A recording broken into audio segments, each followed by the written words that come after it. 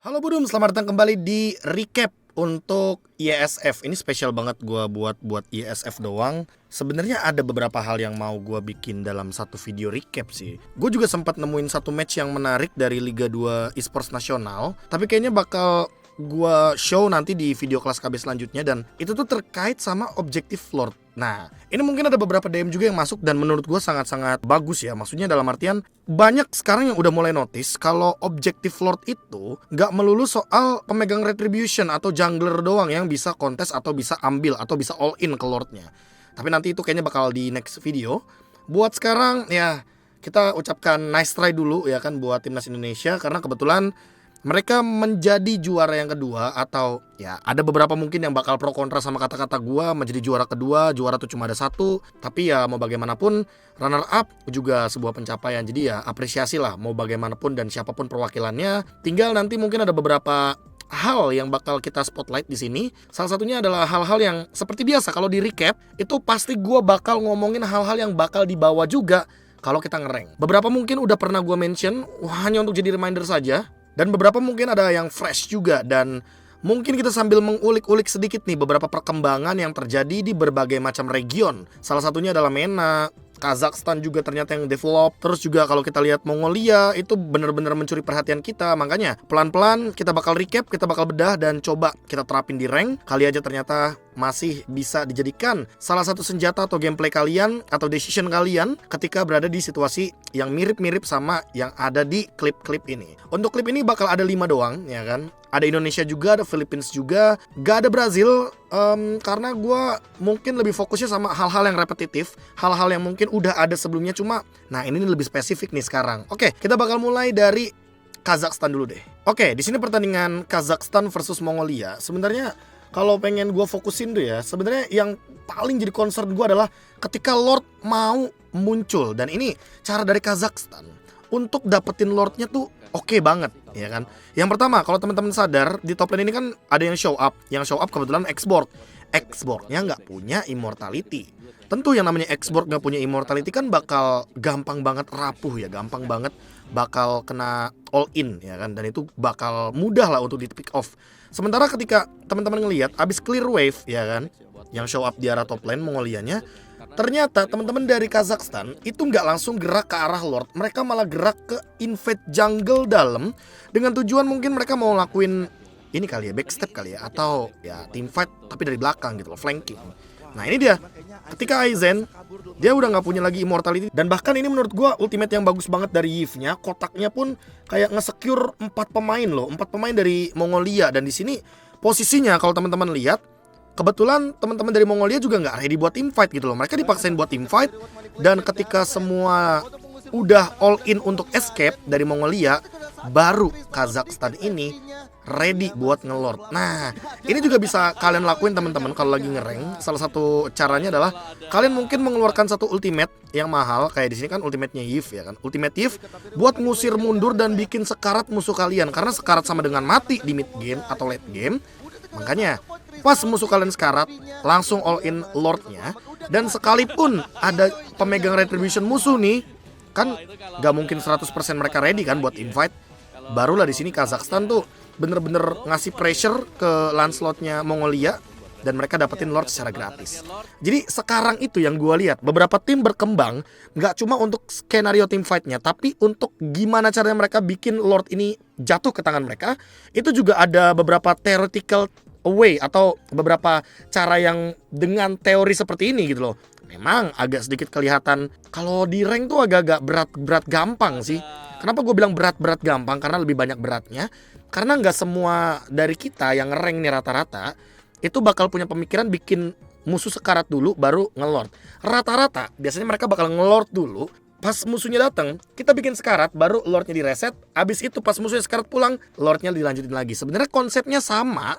Mungkin beberapa dari Glory atau bahkan Mythic Immortal udah menerapkan hal tersebut ya kan. Engage Lordnya, tarik musuh keluar dari base ya kan. Ya udah pasti dong kalau misalkan musuh udah kelihatan sedikit di river, pukulin hero-nya, all in ke hero-nya mundur, hero-nya ke kill, baru Lordnya diamankan. Tapi ini dibalik gitu loh. Mereka tuh bikin musuhnya sekarat dulu, baru abis musuhnya sekarat mereka all in ke Lordnya. Ya sedikit dibalikin aja sih konsep permainannya. Ya, tapi ini membuktikan bahwa region lain selain Indonesia dan Filipina juga, termasuk negara-negara lain juga, MENA, Mesir, Arab, terus juga Brazil, mereka semua berkembang teman-teman. Dan ya ini menandakan bahwa M5 akan sangat menarik harusnya. Lanjut ke Mesir versus Arab, dan fokus gue sekarang baru ke Mesir nih. Egypt atau juara langganannya MENA ya kan. Jujur MENA berkembang jauh banget, termasuk juga Saudi Arabia juga yang menurut gua tidak boleh diremehkan lagi nih. MENA kayaknya bakal jadi salah satu region yang cukup meyakinkan di M5 dengan perlawanan yang menarik. Mungkin gak segalak Indonesia atau Philippines, tapi mereka punya karakteristik yang bahkan mereka bikin meta sendiri. Mereka karakteristik late game-nya nggak lepas. Karena dari dulu, dari yang mungkin teman-teman K-Breakdown yang sering nonton MENA, itu kan kayak jadi langganan. Main 28 menit, main 27 menit itu udah hal yang biasa buat MENA gitu loh. Tapi di sini yang mau gua notice adalah Alpo dengan Barats-nya. Barats XP laner, bukan Barats jungler. Dan kebetulan kalau teman-teman melihat dari komposisinya hero Saudi Arabia, mereka kan bawain hero-hero yang memang berbadan tebal juga, kayak Edit, kayak Kufra, kayak Fredrin bahkan. Tapi yang gue lihat di sini, Alpo dengan Baratsnya ini tuh gak cuma jadi distraction untuk si Fredrinnya ini nih, si jungler Tarzan. Tapi memang di sini tujuan dari ambil Barats itu bisa make sure kalau pemegang Retribution itu cuma ada satu. Cuma sayangnya di momen kali ini mungkin gak dapet kali ya. Pas momentumnya miss, ternyata Retribution di tangan Tarzan. Di sini kalau teman-teman lihat ya kan caranya, konsepnya adalah yang penting si explainer-nya ini nih, Barats explainer-nya ini nih, ngezoning dulu jungler lawannya. Nanti kalau udah sekitar 3000-an, nah ini nih, pas 3000-an harusnya udah di all in nih. Alpo harusnya menelan ke arah Tarzan karena ultimate-nya ready. Sayangnya dengan dash dari Tarzan, dia survive dan bahkan dapetin untuk Retribution-nya. Padahal kalau secara logika, Alpo atau Barats di sini tujuannya ya kayak gini nih. Dia bakal nelan satu, ngedelete satu dari team fight atau teritorial, dan nanti yang bisa dapetin Retribution ya udah teman kita. Karena apa, teman kita datang pas banget lordnya sisa 3000. Cuma mungkin ini sedikit miss aja kalkulasinya. Gue udah mulai nangkep nih, oh gameplay dari MENA tuh begini loh untuk amanin objektif. Makanya mereka makin late game, mereka tuh makin mengerikan teman-teman. Karena apa? Karena ya semakin kamu kontes Lord, apalagi kalau ketemunya Barats XP kayak Alpo kayak gini, ya jatuhnya bakal jadi bahaya gitu loh. Mungkin kalau kita berkaca sedikit ke Indonesia, ada nggak sih pemain Barats XP lain? Ya ada, si Pai doang gitu kan yang tersisa. Cuma sampai saat ini kayaknya Barats XP lain tuh belum jadi langganan gitu loh. Nah, kira-kira dengan munculnya Barats XP lain, terutama di ajang ISF nih oleh Egypt, oleh Mesir, menurut kalian Barats XP lain bakal laku lagi atau enggak nih ke depannya? Karena kalau kita mikirin konsep XP laner yang sekarang, XP laner sekarang kan wajib pegangin turtle, wajib pegangin lord, wajib ngebadanin, ya kan? Wah lengkap banget ini, udah kayak kriteria lowongan pekerjaan, ya kan? Belum lagi harus ngezoning damage dealer, harus ngezoning pemegang retribution. Wah ini jatuhnya emang bisa jadi paket lengkap, tapi gue nggak tahu kalau kedepannya rank games akan laku atau enggak. Tapi kalau kompetitif scene, gue yakin lumayan bisa fungsional ketika memang berada dalam kondisi yang tepat. Ini kebetulan kondisinya lagi nggak tepat aja, makanya langsung keambil nih gamenya ya kan. Turtle-nya keambil dan buyar ternyata team fight-nya. Padahal kalau Alpho-nya nelen Tarzan dari awal mungkin akan ada cerita dan skenario yang berbeda. Mongolia adalah salah satu region yang menurut gua akan sangat-sangat mencolok nantinya di M5. Gua nggak tahu ya mencoloknya sampai dapetin slot atau enggak, karena Mongolia ini dengan ya roster ini kebetulan kemarin memenangkan salah satu turnamen yang ada Myanmarnya juga, ada Malaysianya juga kalau nggak salah, terus ada Rusianya juga. Jadi itu yang paling mencuri perhatian gue ketika kita berbicara soal Mongolia. Mongolia ini kayak salah satu negara atau region juga salah satunya yang sedang naik daun dikarenakan memenangkan beberapa turnamen-turnamen penting. Salah satunya bahkan sempat mencuri poin dari timnas Indonesia di ajang ISF. Dan kalau kita berbicara soal setup di arah turtle-nya, Mongolia ini tuh sebenarnya bukan tim yang ngotot banget untuk mendapatkan setup ke arah turtle, ke arah objektif, tapi mereka adalah tim yang berani nge-punish ketika musuhnya itu bikin action duluan. Contohnya gini, teman-teman pasti pernah dengar kayak jangan pernah takut bikin move. Ya gue juga pernah sempat mention gitu kan, jangan pernah takut bikin move ketika memang kita bisa membuat move tersebut atau kita bisa melakukan inisiasi tersebut, tapi dengan follow up yang cukup. Kalau follow upnya nggak cukup, kayak Finn posisinya di sini, dia ready flicker, ya kan, dia punya ultimate, tapi kebetulan di sini Finn flickernya untuk escape, ultimate-nya pun dia gunakan setelah dia mengeluarkan flickernya. Jadi all in terhadap Mongolia kan udah dilakukan nih dari awal ya kan. Dia di poke damage nih, dia dipunish niatnya kan. Tuh di all in, di stun, di segala macem, hampir kena decimate. Tiba-tiba Finn-nya balik lagi, wild charge lagi, kan gak ada escape mechanism. Nah disinilah posisi dari Mongolia ternyata langsung all in, bermain front to back. Jadi depannya dulu dimakan, terus baru belakangnya, dan ngepunish roamer. Ini kan konsep yang sebenarnya udah lama mungkin terjalankan oleh beberapa tim. Tapi memang tidak semua tim mau ngepunish roamernya terlebih dahulu. Karena ada beberapa juga yang mungkin bilangnya gini kali ya. Entah di Mythic berapa gue lupa. Mungkin Mythic Glory Honor ini udah pada mulai targeting. Yang gue lihat targetingnya tuh entah ke jungler, god laner, atau mid laner. Sebenarnya dengan cara kita ngepunish roamer atau frontliner atau tank di lini depan, tujuannya adalah untuk kita memenangkan angka, kuantitas, ngelawan musuh yang kalau misalkan frontlinernya aja tumbang, gimana backlinernya, gimana damage dealernya. Nah kayak gini contohnya, Finn tumbang, Moreno tumbang, dan kebetulan Saken juga ikutan tumbang. Semuanya langsung hilang seketika, walaupun sebenarnya setup turtle-nya lebih rapihan timnas Indonesia gitu loh. Dan bahkan Super Ken yang dapetin turtle-nya. Tapi memang secara eksekusi teman-teman, karena memang Finn-nya udah tumbang duluan, sebagai roamer juga dia yang di all in. Ya ini mungkin salah satu permainan yang harus diperhatikan juga ke depannya. Karena menurut gua ya, apalagi di late game, ngepunish roamer itu nggak akan jadi masalah, dikarenakan kalian tetap akan menangin kuantitas. Yang namanya di mid game sampai late game, ketika kalian 5 lawan 4, yang 5 pasti lebih diunggulkan. Kecuali kalau misalkan kalian miss mekanik atau miss skill atau ya semacamnya lah, pokoknya miss click segala macamnya, itu baru mungkin ada kemungkinan kalian kalah walaupun kalian menang secara kuantitas. Kebetulan di sini juga kebantu gara-gara ultimate-nya dari Yves gitu loh. Jadi kita ngelihatnya emang oke, timnas Indonesia yang tertekan dan Mongolia yang dapetin momentumnya, ditambah dengan all in ke arah roamer terlebih dahulu hingga Finn-nya bonyok, nggak bisa ngelakuin setup, follow up dan segala macam. Ini membuat sebenarnya kedepannya kalau misalkan kita ngelihat ada gameplay yang nge-punish roamer, ya berarti kita tahu kalau mereka emang mengkedepankan untuk melakukan eliminasi ketimbang mengamankan objektif. Karena lihat deh, misalkan posisi tumbang 4 kayak gini nih, kita ambil contoh ya, tumbang 4 kayak gini di posisi menit 18. Misalkan tim A nih, nggak cuma timnas Indonesia ya, di kiri misalkan dapetin Lord, kanan nggak dapetin Lord, tapi mereka dapetin 4 pemain, apa nggak di end game? Ayo loh, itu maksudnya. Selanjutnya adalah timnas Indonesia, akhirnya yang bakal gue bahas di sini. Jadi permainan dari timnas Indonesia yang sebenarnya sempat ke notice itu adalah di menit-menit akhir, ketika ada tim fight 3 lawan 3, 2 lawan 2 di tempat yang berbeda. Dan skenario permainan ini benar-benar diperlihatkan secara jelas karena memang posisinya kan Saken ini kan main Brody, dan Brody nggak punya escape ability. Digi akan membuat Brody bisa melakukan escape ability tersebut dengan menggunakan time journey, dengan ultimate-nya Digi intinya.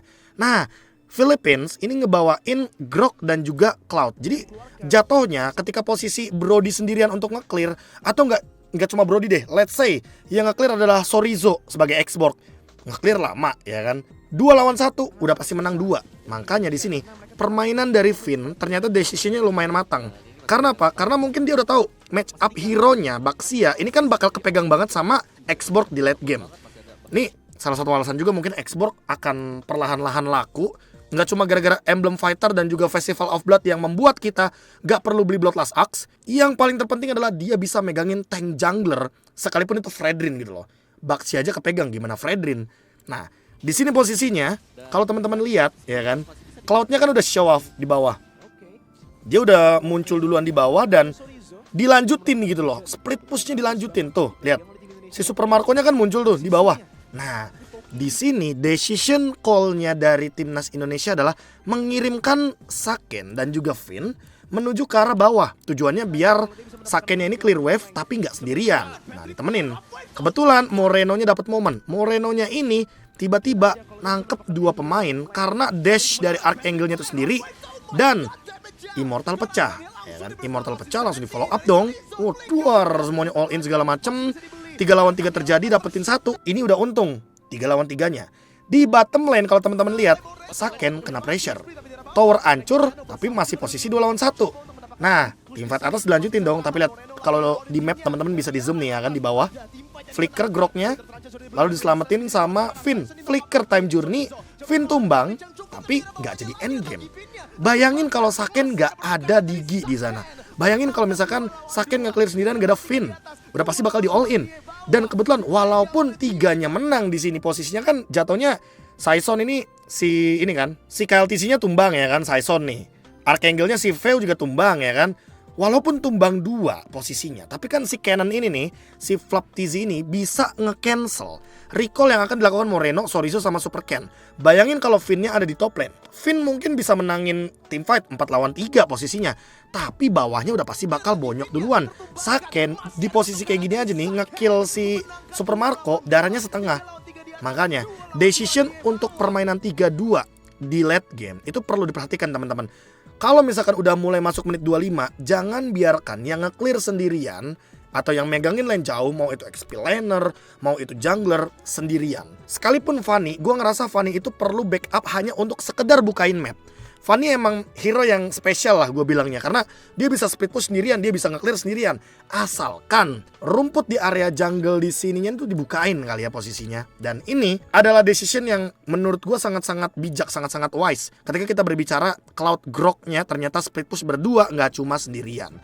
Kalau urusan Cloud split push sendirian mah Brody bisa nahan sendirian juga pakai WON, tinggal mundur pakai flicker selesai. Nggak bakal ada yang namanya endgame, karena apa? Skill 1 ulti pakai Brody, wave clear gitu loh. Tapi karena posisinya Grok-nya dipastikan bergerak bareng sama Cloud, jadinya kan posisi Saken kan 2 lawan 1. Untungnya ada Finn sampai keluar flicker ulti loh, dia hanya untuk menyelamatkan Saken ketika memang Sakennya di engage sama si Grok-nya. Lagi-lagi ya, decision untuk late game oke banget. Buat main berlima ya kan, mungkin kalau kalian lagi lose condition, walaupun Lord-nya ini kayak di posisi kayak gini kan, 76.000 darah, late game juga Lord udah gak penting-penting banget, udah hero selamatin teman-teman. Apalagi buat marksman di late game. Dan kebetulan di momen ini kan tinggal 2 ya, timnas Filipina ya, melawan 4 pemain, ya udah langsung di all in gitu loh, langsung ditabrak. End game deh. Emang notes yang gak pernah kita lupakan ya semenjak gue lupa deh, season 10 apa season berapa gue bikin recap. Kalau yang namanya late game, hero lebih penting daripada objektif Lord. Walaupun Lord punya harganya sendiri, jangan langsung ditelan mentah-mentah kayak wah berarti kalau late game udah mukil aja. Enggak kayak gitu. Mukilnya pun harus ada kondisi yang membuat kalian lebih diuntungkan. Kalau misalkan ternyata musuh kalian dapat Lord, tapi ternyata kalian 1 tuker 1, 2 tuker 2, ya kalian yang rugi lah. Walaupun dapat point kill, tapi ya tetap harus menangin kuantitasnya juga teman-teman. Sekarang baru kita ke timnas Filipina teman-teman, dan mungkin mirip-mirip sama Mongolia kali ya gue bakal bahasnya, karena gak jauh-jauh dari source skill yang keluar. Dan kebetulan ini pas ada Lord gitu loh, jadi emang team fight-nya sengaja mau dibuat sama teman-teman dari Philippines atau bahkan mungkin dari timnas Indonesia. Tapi gue bakal fokusnya gak cuma untuk gimana caranya all in ke roamer, tapi all in kepada orang yang ada ketika memang musuh kita tuh kelihatan belum siap untuk team fight. Gue bakal mulai dari 12.50 sekarang ya kan, yang dimana ketika teman-teman lihat kondisinya ini kan goldnya beda 6.000, secara point kill juga beda sekitar 6. Timnas Filipina tentu lebih diunggulkan dong, tapi timnas Indonesia out of nowhere, gue jujur di sini no clue ya kan, so gue tanpa mengurangi rasa hormat lah jatuhnya ya kan, gue kayak pengen lebih fokus sama gameplaynya aja. Gue mengkesampingkan apakah itu komunikasi atau apa. Yang penting gue ngerasa di posisi ini timnas Indonesia kan lagi lose condition, wave juga sama-sama lagi berjalan, dan kebetulan mid lane udah didorong sama timnas Filipina. Teman-teman bisa lihat lah di mid lane-nya kan kosong nih, nggak ada minion sama sekali. Dan yang nge-clear ini lagi ada Saken sama Sorizo gitu loh. Groknya kan Grok XP lane. Di sini posisinya karena wave mid-nya udah selesai, baru selesai segala macem, Saken join dong team fight, tapi lihat Ken-nya udah bonyok duluan. Dan menurut gua di sini memang posisinya kurang bagus buat timnas Indonesia ngelakuin team fight, sehingga timnas Filipina langsung nge-punish. Mau itu setebel apa, mau itu sekuat apa, mau itemnya apa, diganyang sama mereka. Lihat nih caranya. Yang pertama, ketika ternyata Ken kelihatan di depan, langsung dibakar-bakar ya kan sama si Valirnya. Ya kebetulan Valir juga di sini punya advantage lebih karena hero-nya kan kayak Grok, Baxia, Mino. Ini kan 3 hero yang jalan kaki dan dilemparin burst fireball sama Valir ya kan, dengan slow effect yang nyebelin, burning fire yang gak ada habis-habisnya. Udah pasti ini bakal annoying banget. Lihat, bebas banget di belakang dan langsung dipunish. Permainan front to back pun terjadi. Lihat tuh, Finn diganyang, Super Ken juga ditabrak, dan kebetulan di sini Lordnya langsung muncul. Ya udah pasti dong teman-teman dari timnas Filipina jauh lebih diunggulkan. Walaupun memang secara menitan ya kan, secara kita melihat time death-nya itu nggak begitu nggak begitu lama-lama banget. Tapi ya karena matinya di momen yang krusial, tumbangnya di momen yang krusial, apalagi ternyata timnas Filipina tuh nggak ragu-ragu buat nge-punish front to back ya kan, mau setebal apapun Baxia dan segala macamnya, mereka tabrak endgame. Nah ini dia nih, salah satu yang menurut gue harus diperhatikan loh teman-teman, kayak gimana caranya kita tuh kalau ngelihat tanker itu boleh kok langsung all in dengan syarat kalau misalkan emang musuh kalian belum ready buat team fight, ya kan? Lihat unstoppable pick off terus-terusan dan jadi kemenangan buat Filipina. Mungkin gini juga kali ya, kalau misalkan kalian lagi lose condition dan kalian merasa wah kita nggak bisa nih untuk team fight di luar area dari high ground ya kan, di luar area dari base turret di sini, ya udah jangan dipaksa. Mendingan kalian lepasin lordnya daripada kalian malah ngelepasin kemenangan. Itu menurut gue sih. Mau bagaimanapun juga, yang pasti ini bakal jadi pelajaran ke depannya buat siapapun itu. Karena menurut gue semua berkembang, semua negara juga udah mulai mempelajari dan bahkan punya karakteristik masing-masing. Tinggal nanti kita tunggu ya kan untuk turnamen-turnamen internasional selanjutnya. Thank you udah berjuang loh untuk timnas Indonesia yang diwakilkan oleh Bigetron Alpha. Semoga nextnya bisa mendapatkan hasil yang lebih baik dan semoga kalian gak capek-capek untuk mendukung timnas Indonesia atau tim perwakilan dari Indonesia, karena gua pun gak bakal pernah capek untuk mendukung Indonesia. Gua KB mohon pamit undur diri, sampai jumpa lagi di video selanjutnya. Jangan lupa bahagia. Dadah.